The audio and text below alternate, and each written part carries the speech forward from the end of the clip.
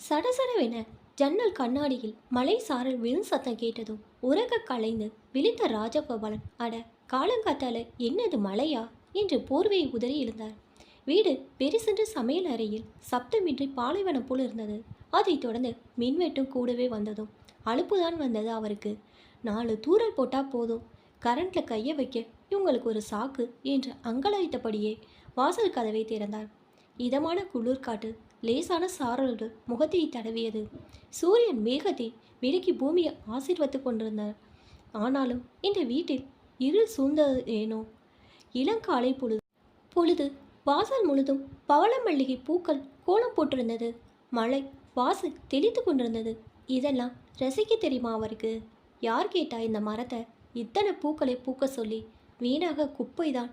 தினம் தினம் பால்காரன், பீப்பர்காரன், காய்கறிக்காரின்னு மிதியடிப்பட்டு கடைசியில் குப்பை குவியலை காம்பவுண்ட் சுவர் ஓரமாக குமிஞ்சிடும். அப்புறம் அந்த சருகுக்கு நெருப்பு வச்சு வீட்டுக்குள்ளே புக நுழையும். யாருக்கு வேணும் இந்த மரம்? வெட்டி போடு என்றது அவர் மனம். சில இடங்களில் இறைவன் படைத்த புனித மலர்கள் பூஜைக்கு போகாமல் எந்த பயனுமின்றி பாழாகி சருகாகி விடுகின்றன. அது இறைவனின் கோபத்தில் மலருக்கு சாபமா, மரத்துக்கு சாபமா? இதுவே ஸ்லோப்ஜனாவாக இருந்திருந்தால் கதையே வேற. முதல் நாள் இரவே பெரிய பிளாஸ்டிக் விரிப்பை விரித்து வைத்து பூக்களை தரையில் விழவிடாமல் அப்படியே அள்ளி தொடுத்து மாலையாக்கி சுவாமிக்கு போட்டு அழகு பார்ப்பாள். 1 மணி நேரத்தில் வாடிவிடும் பூக்கு 2 மணி நேரம் மெனக்கெடுவாள். சுலோ குழந்தை போல பூவிருந்து புயல் வரைக்கும் ரசிப்பவள். ஒவ்வொரு விஷயத்தையும் மனசுக்குள் ஆராய்ந்து சிந்தித்து அந்தந்த சனத்தில் வாழ்பவள். அதனால் தானோ என்னவோ யமன் இவளது அருமை தெரிந்து எனக்கு வேண்டும் என்று வலை வீசி தூக்கி போனான். அவள் போனதிலிருந்து வீட்டின் ஒவ்வொரு இடமும் அவனை தவிர அவளை தேடிக்கொண்டே இருப்பது போல் இருந்தது அவருக்கு. அவள் போன பிறகு அங்கு சுவாமிக்கு எந்த அலங்காரமும் இல்லை. அவள் இருந்தபோது இருந்த சொகுசெல்லாம் போய் இப்போது தனக்கு வேண்டியது தானே செய்து கொள்ளும்போது மட்டும் மனைவி ஸ்லோப்ஜனா அடிக்கடி சொல்வது நினைவுக்கு வந்து மனதை பிசையும். தொட்டதுக்கெல்லாம் ஏன் கையையே எதிர்பார்த்து இருக்கிறீளே, ஒரு நாள் நான் இல்லாமல் போனால் தெரியும் அருமை. அதுவும் சரிதான். வாழ்ந்த காலம் முழுதும் அவள் தனக்காக இல்லாமல் வாழ்ந்ததெல்லாம் இவருக்காகவே. இவர் ஸ்லோ என்று உருமினால் அவள் என்னன்னா என்று என்னையாக நிற்பாள். இல்லாவிட்டால் அன்று இவர் துர்வாச அவதாரம்தான் எடுப்பார். அப்புறம் கேட்கவே வேண்டாம், அமர்கலந்தான். வீடு 2 படும். குழந்தை பிரதீப் கூட வாயே திறக்காமல் அம்மாவிடம் செய்கையால் தான் பேசுவான். அப்பாவின் கோபம் மேலே அவனுக்கு அவ்வளவு பயம். தனக்கு அவள் எந்த விதத்திலும் சமம் இல்லாதவள் என்ற அவரது நினைப்பில் அவளை சமயம் கிடைக்கும் போதெல்லாம் மட்டம் தட்டி உதாசீனப்படுத்துபவர். இத்தனைக்கும் காரணம் ஸ்லோ அவரை விட அனைத்திலும் 2 மடங்கு உயர்ந்தவள் என்று புரிந்து அதனால் வந்த தாழ்வு மனப்பான்மைதான். அவளுக்கும் ஒரு மனம் இருக்கும், அதிலும் ஆசா பாசங்கள், விருப்பும் வெறுப்பும் இருக்கும் என்ற எண்ணம் சிறிதும் இன்றி அவரது தேவைகளை பூர்த்தி செய்யும் பெண் இயந்திரமாய் தான் அவளை அவர் இயக்கி கொண்டிருந்தார். அவள் ஏதாவது பேச வாயெடுத்தால் போதும், நீ வாயை மூடு, உனக்கெல்லாம் இதை பற்றி ஒன்றும் தெரியாது என்று அடக்கி விடுவதில் கெட்டிக்காரர். அதை மீறி அவள் ஒரு வார்த்தை பேச முடியாது. அந்த இடத்தில் முற்றுப்புள்ளி வைத்து தனக்கு தெரிந்ததையும் தெரியாத மாதிரி அழித்துவிட்டு அவருக்காக அவர் சொல்வதை ஆச்சரியத்தோடு கேட்டுக்கொண்டிருப்பாள். அவரது திருப்திக்காக. அவரது ஒவ்வொரு மறதிக்கும் தேடலுக்கும் சந்தேகிக்கும் கேள்விக்கும் ஸ்லோச்சனாதான் ஒரே வடிகால். அவரை பொறுத்தவரை வீட்டு நிர்வாகத்துக்கும் தனக்கும் எந்த தொடர்பும் இல்லை. கணவனின் தேவைகள், குழந்தையின் தேவைகள் எல்லாத்துக்கும் ஏகபோக உரிமை இவளுக்கு தான் எழுதி வச்சிருக்கு என்பது போல விட்டேத்தி ராஜகோபால் வீட்டிலும் ராஜாக்கத்தோடு கெத்தாக இருப்பார். சம்பாதிக்க ஆஃபீஸ் போனோமா, வீட்டுக்கு மாத செலவுக்குன்னு தான் நினைக்க ஒரு தொகையை கொடுத்தோமா, அது 10ம் பத்தலைனாலும் வாயை திறந்து ஒன்றும் கேட்கப்படாது. மீறி கேட்டுட்டால் அவ்வளோதான். ஏ என்ன வாய் நீள்றது, இந்தா இங்கே வா, அதை இப்படி கொடு, போய் உன் பிறந்தாத்துல வாங்கிட்டு வந்து செலவு பண்ணிக்கணும். தலையில் குண்டை போடும் அவரிடம் எந்த வாக்குவாதம் செல்லுபடி ஆகுமா? ஸ்லோ இதை நன்கு புரிந்து கொண்டவள். அதனால் தான் இருப்பதையே கணக்கில் வைத்து கொள்ளாமல் தனக்காக செலவையும் தன் மகன் பிரதீப்புக்கு என எண்ணி எடுத்து வைப்பாள்.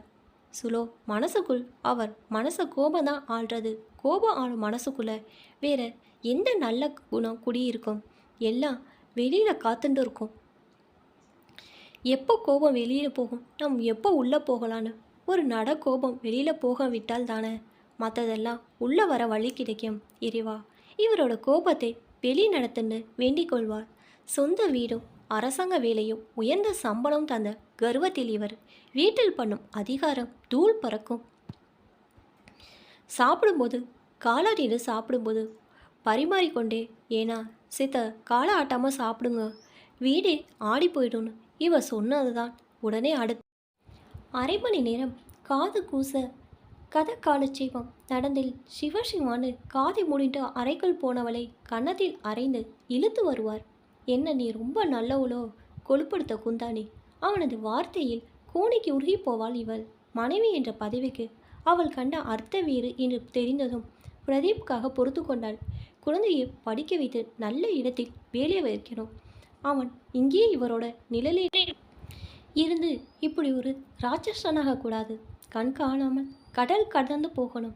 இந்த எண்ணம் தீவிரமாக அதையே மகனின் மனதிலும் விதைத்தாள். நன்னா படி, கண் காணாமல் கடல் தாந்து போயிடு, எங்களையும் எப்பயாவது வந்து பார்த்துக்கோ, நீயும் நிம்மதியாயிரு. அப்பாவுக்கு ஆஃபீஸ் டென்ஷன் ஜாஸ்தி, நீ இதெல்லாம் கண்டுக்காத, நமக்கு இதெல்லாம் புதுசு இல்லை என்று ஏதோ சொல்லி மகனிடம் அவரை விட்டு கொடுக்காமல் பூசி வைப்பாள். பிரதீப்பின் படிப்புக்கும் மேல் படிப்புக்கும் வங்கி கடனுக்கும் அமெரிக்கா போக நகை கடன் அது இதுன்னு என்று அவரோட அத்தனை எதிர்பார்ப்பையும் போராடி போராடி மகனின் எதிர்காலம் சிறக்க அலைப்பாய்ந்தவள். பிரதீப்பின் படிப்பு முடிந்து வேலை கிடைத்து அமெரிக்கா செல்ல இன்னும் 2 மாதங்கள் இருக்கும் நேரத்தில்தான் வீட்டில் அப்படி ஒரு அசம்பாவிதம் நடந்தது. யார் எதிர்பாராதது, அனைவருக்கும் அதிர்ச்சியானது. ஸ்லோக்சனாவின் மரணம். போனவள் சந்தோஷமா சுமங்கலையா போய் சேர்ந்தாள். இப்போது ராஜகோபால் மனைவியை இருந்த விதவன் தனக்கு வந்திருந்த இரத்த கொதிப்பையும் சர்க்கரை நோயும் அடக்கி வைக்க போராடி கொண்டிருந்தவள்தான். யோகா, குண்டலினி தியானம் என்று கற்று வீட்டில் தினமும் பயிற்சி செய்து வந்தவள். அன்றும் வழக்கம் போல ஜலந்தர் பந்தன் செய்யும் போது மீண்டும் தியானத்திலிருந்து எழாமல் சரிந்தவள் சுதந்திரமாக வானம் நோக்கி மீளாத பறவையாக பறந்துவிட்டாள்.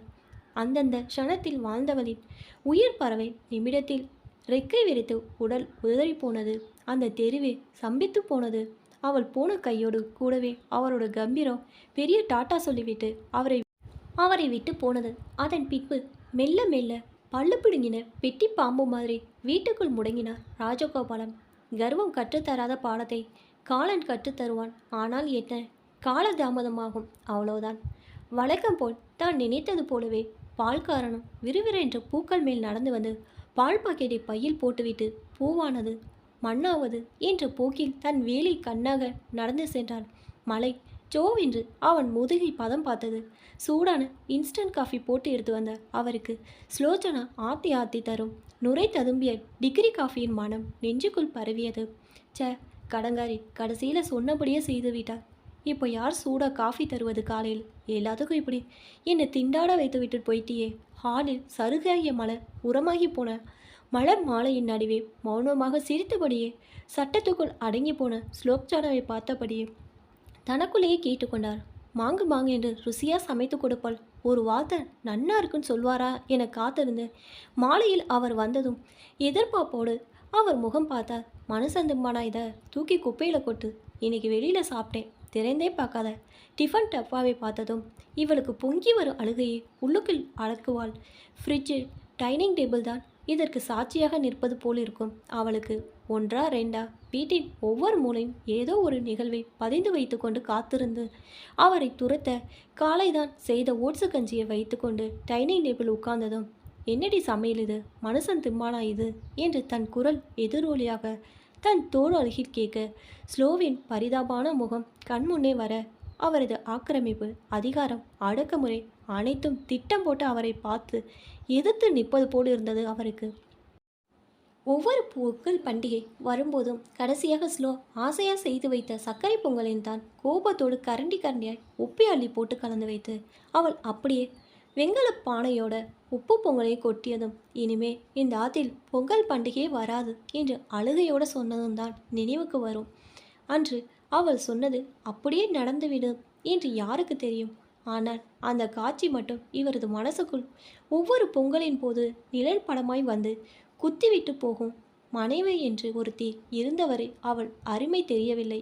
எதற்கெடுத்தாலும் குத்தலும் குதர்களுமாய் பேசிய நாக்கு இப்போ சண்டை போடக்கூட துணைக்கு வீட்டில் பொண்டாட்டி இல்லாமல் அல்லாடும்போது தான் விகர்த்தின் விளிம்பில் தன் வாழ்க்கை உருண்டு கொண்டிருப்பது புரிந்தது அவருக்கு. அவருக்கு இப்போ இருக்க ஒரே துணையும் தூணும் தாயற்ற மகன் பிரதீப் தான். அமெரிக்காவில் இருந்தாலும் வார வாரம் 2 நாட்கள் ஸ்கைப்பில் ஒருத்தரை ஒருத்தர் பார்த்து பேசிக்கொள்ளும் பொழுது வீடே கலகலவென்று இருக்கும். அம்மா அந்த வீட்டில் சந்தோஷமா இல்லையே என்று மகன் மனதிலும், இப்போ ஸ்லோ அருகில் இல்லையே பிரதீப்போட பேச என்று ராஜகோபால் மனதிலும் எண்ணம் தோன்றும்.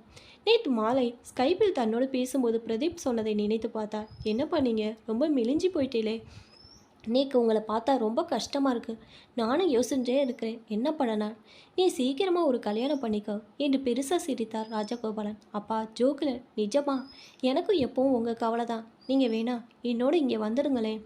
வேற பேசு பிரதீப், எனக்கு இந்த வீட்டை விட்டு எங்கேயும் வர முடியாது, வந்தா வாழவும் தெரியாது, இந்த காற்றும் தண்ணியும் தான் என்னை இன்னும் சந்தோஷமாக வாழ வச்சுட்டு இருக்கு. நீ எப்போ ஆஃபீஸுக்கு கிளம்பும்? இன்னும் அரை மணி நேரத்துக்கு கிளம்பணுப்பா. அங்கே இருக்கிறதுக்கும் இங்கே இருக்கிறதுக்கும் எவ்வளோ வித்தியாசம் தெரியுமா? இங்கெல்லாம் யாரும் உட்காந்து அரட்டை அடிச்சுட்டு இருக்க மாட்டா, எல்லாருமே ஏதோ ஒரு வேலையை செய்துண்டு சுறுசுறுப்பாக இருப்பா. வீண் பேச்சு, வெட்டி அரட்டை இதெல்லாம் கிடையாது. எவ்வளோ விசாலமான மனசு தெரியுமா இங்கே இருக்கிறவங்களுக்கு. நீக்கு பிடிச்சிருக்குப்பா, நான் இங்கே தான் இருக்க ட்ரை பண்ணுவேன், அதான் நீங்களும் இங்கே என்னோடையே என்று ஆரம்பிக்க, என்னடா அடியே பிடிடா பாரதப்பட்டான்னு ஆரம்பிச்ச இடத்துக்கே வரியா? நீ 1000 சொல்லு, நான் இந்த ஆற்றை விட்டுட்டு ஒரு அடி எடுத்து வைக்க மாட்டேன் சொல்லிட்டேன். நீ போனியா அங்கேயே இருக்கிற, நான் ஒன்றும் சொல்லலை, அது உன் சுதந்திரம். படிக்க வச்சேன், நன்னா படித்த, இதுவரை உன் விருப்பப்படி தான் எல்லாம் நடக்கிறது. நீ என்னை வற்புறுத்தாத. எனக்கு பழைய சாதம் ஒரு பிடி மாவடு 2 இருந்தால் எதஷ்டம் போதும். உன் அமெரிக்கா புராணம் கொஞ்சம் பிறந்து விரையும் நினச்சிக்கோ. இப்போ தானே 2 வருஷமாக அங்கே இருக்க, அதுக்கு முன்னால் எந்த தண்ணி குடிச்ச? அப்பாவின் இந்த ஒரு வார்த்தைக்கு அப்படியே பெட்டி பாம்பு போல அடங்கி போவான் பிரதீப். நீங்கள் உடம்பை பார்த்துக்கோங்க. பிரதீப் அப்படியே ஸ்கைப்பை விட்டுட்டு வேக வேகமாக கிளம்பி கொண்டிருந்தான். அவன் அங்கு இங்கு நடந்து செய்யும் வேலைகளை எல்லாம் இவர் இங்கே இருந்தபடியே பார்த்து கொண்டிருந்தார். அமெரிக்காவில் இருந்தாலும் இங்கிருந்தே மகனை தினமும் கொஞ்சம் நேரமாவது இப்படி பார்ப்பதில் ஒரு திருப்தி இவருக்கு. திடீரென பிரதீப் உதயமாகி, இப்போ நான் கிளம்புறேன் பாய் பாய் என்றதும் ஸ்கைப்பை அணைத்து போனது. வீடு திடீரென வெறிச்சன ஆனது போல இருந்தது ராஜகோபாலுக்கு. நாளைக்கு பொழுது விடிஞ்சது முதல் வேலையா இவனோட ஜாதகத்தை எடுத்து பெண்ணை தொடு படலம் ஆரம்பிக்க வேண்டியதுதான். எண்ணியபடியே படுக்க சென்றார். ஏதோ இன்று மறுபடியும் மாலையில் பார்க்கலாம் என்று எண்ணும்போது அவனுக்கு வயசாகிறது. இங்கே என் கடமைன்னு ஒன்று இருக்கே. இன்றாவது முதல்ல அவனுக்கு கல்யாணத்துக்கு மகனின் ஜாதகத்தை தேடி எடுத்துக்கொண்டு எஸ்எஸ் காலனி பிரமாணி இளைஞர் சங்கர் வரைக்கும் போய் இந்த மாதம் காயத்ரி விளம்பரம் கொடுத்துட்டு வந்துடலான்னு கிளம்பினான். கூடவே அவன்கிட்ட இதோ நோக்கு பெண் பார்க்க ஆரம்பிச்சிட்டேன்னு நான் சொல்ல ஆரம்பித்தால் தான் அவன் மனசுக்குள்ளே என்ன இருக்குன்னு தெரியும். எனக்கு தான் இந்த ரிட்டையர்ட் லைஃப் சும்மா இருக்கேன். வெயில் முகத்தில் சுளீரென்று அடிக்க அங்கிருந்து ஆட்டோவுக்குள் எஸ்எஸ் காலனி போப்பா. அப்பாப்பா என்ன வெயில், என்ன வெயில், காலங்காத்தாலே மழை பெய்த மாதிரியா இருக்குது, அதுக்குள்ளே வெயிலை பாரு என்று சலித்தபடியே ஏறி அமர்ந்தார். எங்கே சார்? எஸ்எஸ் காலனியில் பொன்மேரி நாராயண திரு பிள்ளையார் கோயில் பக்கத்தில். பிரமாணம் சொல்வதற்குள்ளே தெரியும் 100 ரூபா ஆகும். வெயிட்டிங் வேணுமா சார்? கொண்டாந்து வர்றேன். தெரியலப்பா, முதல்ல அங்கே கொண்டு போய் விடு, அப்புறம் சொல்கிறேன். தார் ரோட்டில் அந்த ராஜ தேசிங் ஆட்டோ வீர் கொண்டு நெளிந்து வளைந்து புகுந்து பறந்தது. ஆட்டோக்காரர், கொஞ்சம் மெதுவாக போப்பா, எனக்கு ஒன்றும் அவசரம் இல்லை, மெதுவாக போனால் போதும், இப்படி பறக்காத, காலம் கெட்டு கிடக்கு, நாம் ஒழுங்காக போனால் கூட அவன் வந்து மோதி தள்ளிட்டு போயிடுறான். இதில் கண்ணு மண்ணுன்னு தெரியாமல் ஓட்டணுமா? எனக்கு இப்போ தான் 60 வயசு முடிஞ்சிருக்கு, இன்னும் கொஞ்சம் காலம் இங்கே இருக்கணும். உயிரை கையில் பிடிச்சிட்டு தடா தடாண்ட ஆட்டோவின் வேகத்தில் வார்த்தைகளும் அதிர்ந்தன. சார், என்ன கல்யாணம் கட்டிக்க போகிறீங்களா? புது மாப்பிள்ளை கணக்காக பேசுகிறீங்க என்று திரும்பி பார்த்து ஒரு அக்பர் சிரிப்பு சிரித்தான். அவன் கணக்கில் அவன் பெரிய ஜோக் அடித்தது போல அவனது பல்வரிசை முகத்தில் மின்னல் எடுத்துவிட்டு மறைந்தது. இந்த ஆட்டோவில் ஏறினது ஏன் முட்டாள்தனம்? வாயை பாரு வாய, பெரியவா சின்னவானும் ஒன்றும் கிடையாது. என்ன ஜென்மங்களோ, இவ்வளோ சொல்கிறேனே, கொஞ்சமாவது கேட்குறானா பாரு. கொஞ்சம் மெதுவாக தான் ஓட்டேப்பா. வந்துடுச்சு சார், இறங்குங்க இறங்க, நம்ம வண்டி எப்பவும் சேஃப்டி தான். 100 ரூபாய் தாளை எடுத்து அவன் கையில் கொடுத்து விட்டு தப்பித்தோம் பிழைத்தோன்னு மூச்சு விட வெயிட்டிங் போட்டு கூட்டிகிட்டு போகிறேனே சார், வர்றீங்களா? நீ வேண்டாம் போப்பா, நான் வேற பார்த்துக்கிறேன். அடுத்த நொடியில் அவன் விற்றென பறந்தான். அந்த வேகத்தை பார்த்து நல்ல வேளை, ஒரு நிதானம் கிடையாது, ஒரு மண்ணும் கிடையாது. கோணாமானா கோவிந்தான்னு ஓட்டிக்கிட்டு வந்துட்டு சேஃப்டி பற்றி பேசுகிறேன் கடங்காரன். சங்கத்துக்குள்ளே நுழைந்ததும், வாங்க மாமா, என்ன விஷயமா வந்திருக்கே? யாருக்காவது சமஷ்டி பண்ணணுமா? உள்ளே வந்து உட்காருங்க. சொன்னவள் அவரை நாற்காலியில் உட்கார சொல்லிவிட்டு உள்ளே போய்விட்டாள். அவளுக்கு 55 வயதுக்கு குறையாமல் இருக்கும். அசப்பில் பார்த்தால் நம்ம ஸ்லோ மாதிரியேனா இருக்கா? அவரால் எழுந்த நினைவை தடுக்க முடியவில்லை. காரணமே இல்லாமல் ஆட்டோக்காரன், கல்யாணம் கட்டிக்க போறீங்களா? புது மாப்பிள்ளை கணக்காக பேசுறீங்க, எதிரொலித்தது. சேச்சே, என்ன என்ன இது? நேரக்காரர் இல்லாமல் மனசை திருப்ப முகத்தை திருப்பி மணியை பார்த்தார். அந்த பழங்கால பெண்டுலம் ஆடி ஆடி நேரம் 10 ஆனதை கணீர் கணீர் என்று அடித்து தனது கடமையை செய்தது. என்ன யாரும் இல்லையா என்றபடியே பையில் இருந்த பிரதீப்பின் ஜாதகத்தை வெளியே எடுத்தபடியே தொண்டையை கனத்தபடி கேட்க உள்ளே இருந்து வந்தவள், இந்தாங்க தூத்து சாப்பிடுங்க என்றபடியே சுவிட்சை தட்டி மின்விசிறியை சுழல விட்டபடியே மேனேஜர் பேங்க் வரைக்கும் போயிருக்கார், இப்போ வந்துடுவா, சேர்த்த இருப்பேலா என்று கேட்க, அவள் தந்த பான தண்ணி தொண்டைக்கு இதம் தர காற்று வேற வேகமாக வீச மனதுக்குள் இவ ரொம்ப நல்லவளாக இருக்காளே. அப்படியே ஸ்லோ மாதிரி அவள்தான் நான் எங்கே வெளியில் போயிட்டு வந்தாலும் முதல்ல ஓடி வந்து ஜலம் தந்து ஃபேன் போடுவாள். மீண்டும் இதென்ன நினைப்புன்னு தட்டி விட்டவர் ரொம்ப தேங்க்ஸ் என்று டம்ளரை கொடுக்க, அங்கேயே வைங்க மாமா என்றவள் மறுபடியும் உள்ளே சென்று விட்டாள். ராஜகோபாலனுக்கு அவளது உருவம் மனதில் பதிந்து மறைய மறுத்தது. மனதில் வெக்கத்துடன் சிரித்து கொண்டாள். மனதில் சலனம் வந்து எட்டி பார்த்தது. வாசலில் ஸ்கூட்டர் வந்து நிற்கும் சத்தம் கேட்டதும் இதோ வந்துட்டார் என்று மீண்டும் அவளது தரிசனம் அவருக்கு திருப்தியாக இருந்தது. அந்த மேனேஜர் 40 வயதில் துடிப்பாக படப்படவென உள்ளே வந்து, ராஜிமாமி யார் இவர், என்ன ஏதுன்னு கேட்டு உடனே அனுப்புறது இல்லையா? எத்தனை நாள் யாராவது வந்து எத்தனை சொன்னாலும் புரிஞ்சுக்காம நம்ம கழுத்தை இருக்க இங்கே நீங்கள் தண்டத்துக்கு ஊண்டா. இன்னைக்கு யாரும் இல்லை, என் ஆத்துக்காரர் வேறு ஒருத்தியோடு சேர்ந்துட்டு என்னை துரத்திட்டார். ஆனால் நான் அவரை மட்டும் மனசில் நினச்சிட்டு வாழ்கிறேன்னு சொல்லி வரவட்டை எல்லாம் சொந்த கதையை சொல்லி அழுத்துட்டு போக ஒரு இடம். இந்த சீனு மாமா சொல்லணும், அவருக்கு தான் இலக்கின மனசு, இப்படி வரவளையெல்லாம் வேலைக்கு சேர்த்துப்பா. நேக்கு இல்லை. ஓடி போய் குடிக்க தூத்தம் கொண்டாங்க. அந்த மேனேஜர் தன்னோட பந்தாவை இவன்ட காமிச்சிட்டு இருந்தார். இல்லாட்டா அந்த இடத்தில் வேறு யார் இருக்கா இதை பார்க்க? ராஜகோபாலனுக்கு அந்த ராஜிமாமியை பார்க்க பாவமாக இருந்தது. இல்லை, அவங்க என்கிட்ட எந்த கதையை சொல்லணும்னு அந்த மேனேஜரை சொல்ல வேண்டும் போல இருந்தது. தூரத்தில் கலங்கிய கண்களோடு நின்று பார்த்ததும் அவள் மேல் ஒரு மதிப்பு வந்தது. இவருக்கு இவ்வளோ வயராக இருக்கும் பெண்ணாக அவளை அவர் எதிர்பார்க்கவில்லை. அவரது சபலம் சலனம் எல்லாம் அவரை தட்டிவிட்டு போனது போல இருந்தது. நிம்மதி பெருமூச்சு விட்டவர், நீங்கள் கோச்சிக்காதீங்க, அவளை நான் என்னோட பையனுக்கு காயத்ரி மாத இதழில் வரன் பதிய வந்தேன். இந்தாங்க ஜாதகம், ஏற்கனவே விண்ணப்பம் அந்த அம்மா கொடுத்தாச்சு, அதை நான் பூர்த்தியும் பண்ணியாச்சு. எவ்வளோ பணம் கட்டணும்னு சொல்லுங்க, கட்டுறேன் என்றவரை. அதெல்லாம் ஒன்றும் வேண்டாம், வெறும் சந்தாதான். அந்த மாமி கிட்ட கொடுத்து ரசீது வாங்கிட்டு போங்க. மாமி இருமுறை அழைத்ததும் ஆரவரம் இல்லாததால் கொஞ்சம் சத்தம் போட்டு அழைத்தார் மேனேஜர். அம்மா ராஜசுலக்ஷனா, இங்கே வந்து ஒரு ரசீது போட்டு கொடுத்துட்டு போ. ராஜகோபாலுக்கு ஏனோ தூக்கி வாரி போட்டது. மனசை அடக்கி கொண்டு வந்த வேலை முடித்து கொண்டு, என் மகனுக்கு நல்ல அமைச்சு தாருங்க என்று சொல்லிவிட்டு வெளியே வந்தார். அந்த கொளுத்த வேலையில் கூட நிதானமாக அந்த மேனேஜர் அந்த மாமியை பற்றி சொல்லிக் கொண்டதை பற்றி நினைத்தபடியே நடந்து சென்றார். முதலாக கணவரால் கைவிடப்பட்ட ஒரு பெண்ணின் நிலைமை எவ்வளவு பரிதாபமானது என்பதை உணர்ந்து கொண்டார். அதே சமயம் தன்னை உதாரணப்படுத்துகிறவர் கூட இன்னும் நினைத்து கொண்டே வாழ்கிறேன் என்று சொன்ன வார்த்தைகள் இவரின் மனக்கதவை இடித்தது. பெண்கள் புரியாத புதிராக இருந்தாலும் பெண்களின் மனம் ஒரு பிருந்தாவனம். ஏனோ ஸ்லோக்சனாவை மனம் நினைத்தது. அவளை புரிந்து கொண்டு ஒரு நாள் கூட அவளோடு பொறுமையாக பேசவே இல்லையே என்று பதப்பதைத்தது.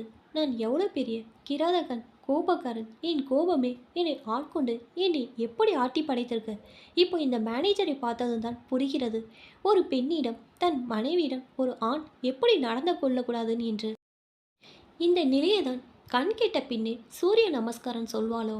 யோசிக்க விஷயங்கள் வந்து கொண்டே இருந்தது. அப்போ இத்தனை வருடங்கள் என் இதயம் மூடியா கிடந்தது. அவருக்கே ஆச்சரியம். ஸ்லோ ஆசைப்பட்டபடியே கோபம் தொலைந்த இதயத்தில் அன்பு, பாசம், கருணை, பக்தி என்ற நல்லெண்ணெய் எல்லாமே வந்து குடிகொண்டது. என்னிடம் என்ன பொறுப்பு இருந்தது? என்ன செய்தேன் அவளுக்கு? பின்பு எந்த உரிமையில் அவளை நான் இந்த பாடுபடுத்தினேன்? மீண்டும் அந்த நாளை வா என்றால் வருமா? ஸ்லோ ஸ்லோ என்று கரடியாய் கத்தினாலும் என்ன நாண்டு ஓடி வருவாளே. என் வரட்டு கௌரவத்தில் இன்று நினைத்தால் நான் செய்த தவறுக்கெல்லாம் மன்னிப்பு அவளிடம்தான் கேட்கணும். அவள் மன்னித்தால் தான் உண்டு. என்னை எந்த தெய்வமும் மன்னிக்காது. ஏன் ஸ்லோக்சனா, இறைவன் எனக்கு அளித்த பிருந்தாவனம், அதை புரிந்து கொள்ளாமல் நானே பாலைவனமாக்கி கொண்டேனே என்று உணர்ந்தபோது அவரையும் மீறி அவர் மேல் அவருக்கே கோபம் இருந்தது. சேச்சா, உன்னால் தான் உனக்கு வாக்கப்பட்ட அப்பாவே ஸ்லோ மனசுக்குள் புழுங்கி புழுங்கி செத்தே போனான் என்று அவர் மனம் அவரை இடித்தது. நான் ஆண் என்பதை தவிர எந்த விதத்தில் எனக்கு அவளுக்கும் வேறுபாடு? என்னால் என்னை நம்பி வந்தவளை கூடவா நேசித்து பாதுகாக்க இயலவில்லை? ஒரே இதயத்தை எத்தனை முறை கொண்டிருக்கேன் பாவி நான். என் மனசாட்சி கேட்கும் கேள்விக்கு கூட என்னால் பதில் சொல்ல தெரியலையே.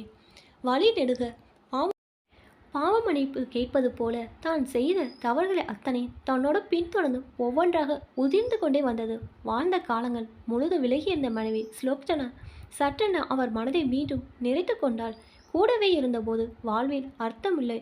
இன்றோ கண்ணருகில் இல்லாதவள் நெஞ்சம் முழுதும் புகுந்து கொண்டு இத்தனை ஆண்டுகள் எனக்காக தனது வாழ்க்கையை வாழ்நாள் முழுதையும் அர்ப்பணித்தவள் எந்த அடையாளமும் வைக்காமல் பறந்துவிட்டாள்.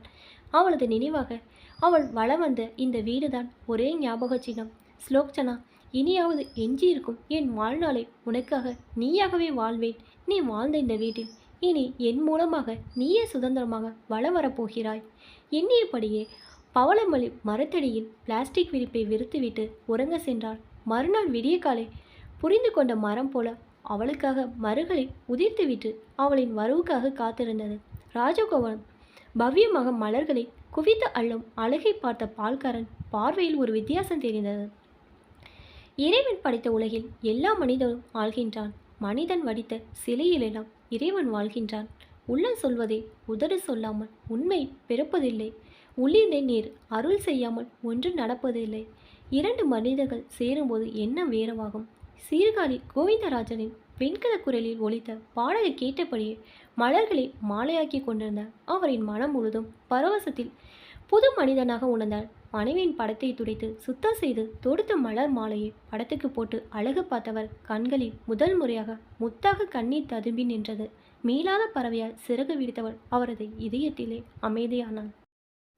இப்போதான் என்னோட சேனல் ஃபஸ்ட் டைம் பார்க்குறீங்கன்னா சப்ஸ்கிரைப் பண்ணிக்கோங்க. பக்கத்தில் இருக்க பெல் ஐக்கனை ப்ரெஸ் பண்ணிக்கோங்க. அப்போ தான் நான் ஒவ்வொரு தடவை வீடியோ போடும்போது உங்களுக்கு நோட்டிஃபிகேஷன் ஆகும். தேங்க்ஸ் ஃபார் வாட்சிங்.